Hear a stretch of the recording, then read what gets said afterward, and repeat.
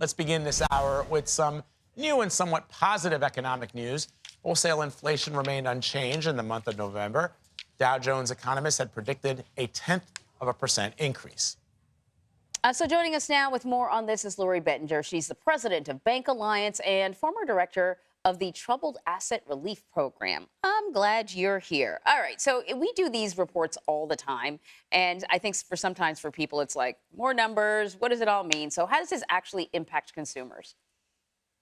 Well, that's a great question. And yesterday's release was the Consumer Price Index, which talks more about how prices are directly affecting us as consumers.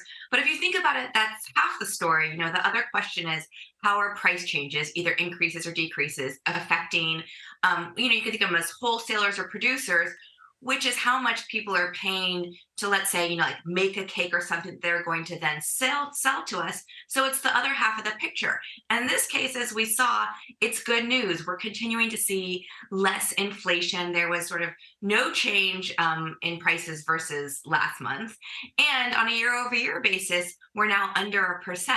That said, there were some interesting items to pick out. For example, the price of eggs really seemed to skyrocket this month, that producers reported, which is interesting because I'm not sure if you remember, but we were talking about eggs earlier this year as a consumer, where the price of eggs was very high. And it was, all of these jokes about, omelets becoming quite unaffordable. So you do have to look at a couple of these outliers and think, are they going to affect us as consumers, in a few months? Are we going to be back to discussions of scrambled eggs and omelets and baking?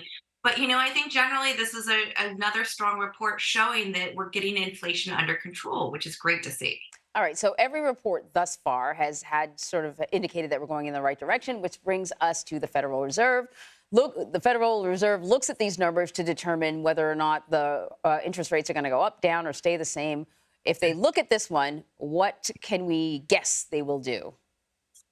Well, I have to think that they'll feel relieved, if not happy, but it's also hard to think that they're going to do anything to tell us how happy they are or how relieved they are.